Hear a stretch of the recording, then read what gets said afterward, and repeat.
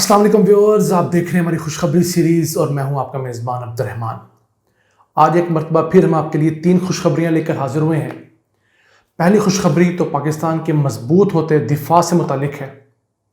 पाकिस्तान की तमाम खुफिया एजेंसीज जो हैं, जिसमें मिलिट्री की भी है, ISI जैसे है, MI, और सिविल भी हैं जैसे पुलिस की और दीगर, इन तमाम को एक प्लेटफॉर्म तले इकट्ठा कर दिया गया है।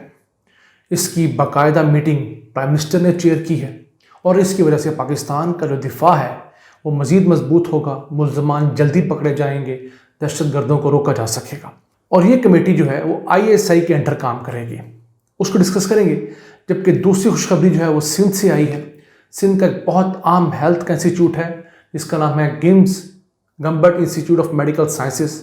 उसने जिगर की पैबंदकारी के बाद अब बोन मैरो ट्रांसप्लांट और कॉकलर इम्प्लांट भी शुरू कर दिया है, जो बहरे बच्चों के लिए आले लगाए जाते हैं ऑपरेशन के बाद। उसको डिस्कस करेंगे, वो बहुत बड़ी अचीवमेंट है। और ये इंस्टीट्यूट जो है ये तमाम सहूलियात मुफ्त फ्राहम कर रहा है। और सिंध के अंदर चंद ऐसे इदारे जो कि बड़ा अच्छा काम कर रहे हैं, उनमें से एक ये भी है। जबकि तीसरी खुशखबरी है हमारे मियांवाली के रहने वालों के लिए कि जो बड़ी आम रोड है बलकसर से मियांवाली 119 किलोमीटर, उस रोड की NHA ने मंजूरी दे दी है और उसको प्री फिजिबिलिटी बनाने के बाद अब हुकूमत के हवाले कर दिया। उसको डिस्कस करेंगे, लेकिन पहले चलते हैं जो कि एक अहम कमेटी बनाई गई है, नेशनल इंटेलिजेंस कोऑर्डिनेशन कमेटी। वैसे देखा जाए तो पाकिस्तान में कुछ 24 खुफिया एजेंसीज हैं। कुछ मिलिट्री के अंडर है जैसे ISI और MI, बकिया जो है वो सिविल अदालों के अंडर हैं जैसे IB है, उसके अलावा पुलिस की अपनी CIA है। अब ये तमाम खुफिया एजेंसीज जो पाकिस्तान की हैं ये अपने अपनी जगह पर बहुत सारी मालूमात इकट्ठी कर रही होती हैं, लेकिन पाकिस्तान में कोई ऐसा सेंट्रल प्लेटफॉर्म नहीं था जहां पर इस तरह की हसास मालूमात को इकट्ठा किया जाए, उनको प्रोसेस किया जाए और उसके बाद कोई बड़ा सानिया होने से रोका जा सके। मिसाल के तौर पर पुलिस के CIA ने कोई अच्छी खबर ढूंढ ली है, लेकिन उसको ISI तक पहुंचते पहुंचते वो सानिया हो जाता था। पंजाब की पुलिस ने ढूंढी है तो हो सकता है KP में मसाइल हो जाएं, बलूचिस्तान में हो जाएं, क्योंकि पंजाब पुलिस वहाँ तक वैसे अप्रोच नहीं रखती। तो अब इस प्लेटफॉर्म के ज़रिए ये होगा कि पूरे पाकिस्तान से तमाम मुखबर जो हैं, तमाम हमारे पुलिस अफसरान जो हैं, आर्म सिक्योरिटी के अफसरान हैं, जितने हमारे खुफिया एजेंसी के जो अफसरान हैं, वो जितनी मालूमात अपने अपने डिपार्टमेंट को देंगे, वो मालूमात जो है कंप्यूटराइज डिजिटलाइज अंदाज में वो जो मेन हेडक्वार्टर बनाया जाएगा इस एजेंसी का, इस कमेटी का बेसिकली, वहाँ जाएगी। वहाँ पर ISI की निगरानी में तमाम एजेंसीज जो हैं FIA समेत उस डाटे को एनालाइज करेंगी और फिर फौरी तौर पर उस पर एक्शन लिया जाएगा। इसी तरह ही है जैसे अमेरिका के अंदर US department of homeland security है, इसी तरह की चीज़ पाकिस्तान में बनाई है। और ये पाकिस्तान में बहुत बड़ा फ्लॉ था जिसकी निशानदेही जो रिपोर्ट बनाई गई थी उसामा बिन लादेन के सानहे की, उसके अंदर की गई थी कि पाकिस्तान की एजेंसीज की आपस में कोऑर्डिनेशन नहीं है, कोई ऐसा प्लेटफॉर्म नहीं है जहाँ पर मिलकर ख़बरों को या खुफिया मालूमात को एनालाइज किया जा सके।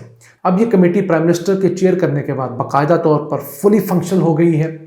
इसको DG ISI हेड करेंगे, उसके अलावा बाकी तमाम हेड्स जो होंगे एजेंसीज के वो इसके अंदर शरीक होंगे। और हम उम्मीद करते हैं कि ये जो कमेटी है पाकिस्तान को मज़ीद मजबूत बनाएगी, मुस्तहकम बनाएगी, दहशतगर्दों को रोक सकेगी, मुल्ज़िमान को पकड़ा जाएगा और मुजरमान को कैफ़े किरदार तक पहुँचाया जाएगा। इसी के साथ चलते हैं आज की दूसरी खुशखबरी की तरफ जो सिंध से आई है। Gambat institute of medical sciences, Khairpur के करीब एक छोटा सा कस्बा, लेकिन वहाँ पर बहुत खूबसूरत मेडिकल कॉम्प्लेक्स है। आप देख रहे होंगे स्टेट ऑफ द आर्ट। ये मेडिकल कॉम्प्लेक्स जो है ये अपने जिगर के कामयाब ऑपरेशंस के लिए, ट्रांसप्लांट्स के लिए मशहूर है। अब तक ये 433 जिगर के कामयाब ट्रांसप्लांट कर चुका है। पूरे पाकिस्तान से यहाँ लोग आते हैं, मुफ्त इलाज करवाया जाता है। उसके बाद अब इस इदारे ने बोन मैरो ट्रांसप्लांट का भी आगाज़ किया है। ये बहुत state of the art transplant होता है।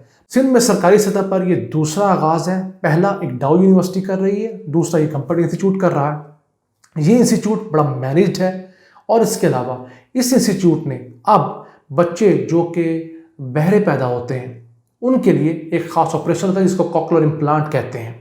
वो 30 लाख रुपए तक का ऑपरेशन होता है जिसके अंदर बच्चे की खोपड़ी में ऑपरेट करके वहाँ पर एक आला नस्ब किया जाता है जिससे वो सुनने और बोलने काबिल होता है। इसने उसका भी कामयाब ऑपरेशन कर लिया है।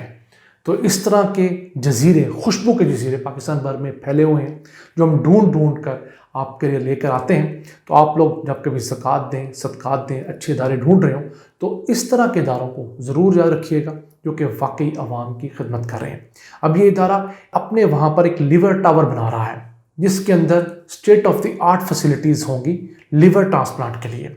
कोई 80 कमरों पर मुश्तमिल होगा ये। 6 तो ऑपरेशन थिएटर्स होंगे जहां पर लिवर ट्रांसप्लांट किया जाएगा। बेसिकली लिवर ट्रांसप्लांट के साथ साथ ऑपरेशन के बाद उसकी केयर बहुत मैटर करती है। इसी तरह बोन मैरो ट्रांसप्लांट के अंदर भी। तो ये फैसिलिटी जब बन जाएंगी तो इन्फेक्शन को रोकना और वहाँ पर कंट्रोल करना बड़ा आसान हो जाएगा। तो जनाब ये सिंध से हमारी अच्छी खबर जो है वो आई है और इससे अहम काम में सिंध सरकार ने अच्छा पार्ट प्ले किया हमेशा। फंडिंग के लिहाज से, पैटर्नेज के लिहाज से इसको सिंध सरकार ने, बिलावल भुट्टो ने और मुराद अली शाह ने, हर किसी ने फंडिंग में कभी कमी नहीं आने दी। तो इसके लिए वाकई वो दाद के मुस्तहिक हैं। लेकिन इसका मतलब ये नहीं कि अगर कराची का कचरा नहीं उठा पा रहे तो हम उनको बिल्कुल निगलेक्ट कर देंगे। जिसका जो अच्छा क्रेडिट होता है उसको देते हैं और जो बुराई होती है उसको भी उसी वक्त डिस्कस कर लेते हैं। हम इसको न्यूट्रलाइज करना कहते हैं। हमें बायस नहीं होना चाहिए। कोई इदारा, कोई अफसर, कोई सियासतदान अच्छा काम करता है उसको अप्रिशिएट करें और जो बुरा काम करता है उसको वहाँ पर क्रिटिसाइज करें। लेकिन एक अच्छे काम की वजह से सब अच्छे काम नहीं हो जाते और एक बुरे काम की वजह से उसके तमाम अच्छे कामों पर पानी नहीं फेरा जा सकता। इसी के साथ चलते हैं एक और अहम खबर की तरफ जो कि है बलकसर मियाँ वाली रोड। बहुत ख़राब रोड है, इसके हालात बहुत ख़राब थे। तो इस 119 किलोमीटर रोड जो है इसकी फिजिबिलिटी और PC1 बनाकर जो NHA है उसके बोर्ड ने मंजूरी देने के बाद एक्निक जो सरकारी इदारा जो बड़े बड़े प्रोजेक्ट की मंजूरी देता है उसको फॉरवर्ड कर दिया है। 55.5 अरब रुपए का ये प्रोजेक्ट है और ये 2 साल में मुकम्मल होगा इंशाल्लाह ताला। हुकूमत तो कह रही है कि हम इसको फास्ट फॉरवर्ड करते हुए इसका आगाज़ जो है तकरीबन अक्टूबर सन 2021 में कर देंगे और ये एक्सप्रेस वे बनने जा रही है। जो इसका बजट देखा गया है उसके हिसाब से एक्सप्रेस वे बनेगी। मोटरवे अगर बननी होती तो ये बहुत बड़ी रोड बनती। इसको N130 का नाम दिया गया है। वैसे हमारे जो लोग वहाँ पर रहते हैं उनकी तो ख्वाहिश यही है कि इसको मोटरवे बनाया जाए। लेकिन याद रखिएगा मोटरवे का एक नुकसान होता है, उस पर ट्रैक्टर ट्राली नहीं आ सकती, उस पर रेडी नहीं चढ़ने देते, उस पर स्लो सवारियाँ मोटरसाइकिल नहीं चलने देते। अब उस अहम रूट के ऊपर अगर इतनी अहम सड़क बनाने के बाद आप उसको ट्रैक्टर के लिए, उसको छोटी गाड़ियों के लिए, आप मोटरसाइकिलों के लिए, आम पब्लिक के लिए बंद कर देंगे जो कि मोटरवे पर रूटीन में बंद होती हैं तो उस आवाम को बहुत नुकसान होगा। दूसरा, उसका टोल टैक्स बहुत ज़्यादा होगा। अभी जो 55-55 अरब रुपए का प्रोजेक्ट है ये बढ़कर 100 अरब रुपए का हो जाएगा। उसका टोल टैक्स डबल होगा, वहाँ पे लोगों को प्रॉब्लम होगी। हाँ, यहाँ पर एक्सप्रेस वे बनेगी जो पब्लिक प्राइवेट पार्टनरशिप के तहत बनेगी तो उसके बड़ा अच्छा होगा। वो कंपनी 25 साल तक उस एक्सप्रेस वे को चलाएगी, उसको मेंटेन करेगी, उससे टोल इकट्ठा करेगी और उस टोल का फ़ायदा ये होगा वो टोल बाकायदा सड़क पर लगता हुआ नजर आएगा। जैसे आप देखें लाहौर से फैसलाबाद जो रोड बनी हुई है बरास्ता शेखुपुरा, उसको बने हुए तकरीबन 8-10 साल हो गए। उसकी प्रॉपर मेंटेनेंस चलती रहती है, वरना पहले बहुत बुरी रोड थी। तो अब जो पब्लिक प्राइवेट पार्टनरशिप का जो नया मॉड्यूल पाकिस्तान में ज़्यादा अच्छे तरीके से इसको इम्प्लीमेंट किया जा रहा है, इसके रिजल्ट्स भी अच्छे हैं। अब हुकूमत ने इस चीज़ पर फोकस रखना है कि ये कंपनियां मेंटेनेंस में डंडी ना मारें, अच्छी क्वालिटी की सड़कें बनाएं। अवाम बेचारी ने टोल टैक्स देना है, वो 50 दे दे या 70 रुपये दे दे, उसको इतना फ़र्क नहीं पड़ता। हाँ, अच्छी सड़क होगी तो उसकी गाड़ी की, उसकी सवारी की वेयर एंड टेयर भी कम होगी।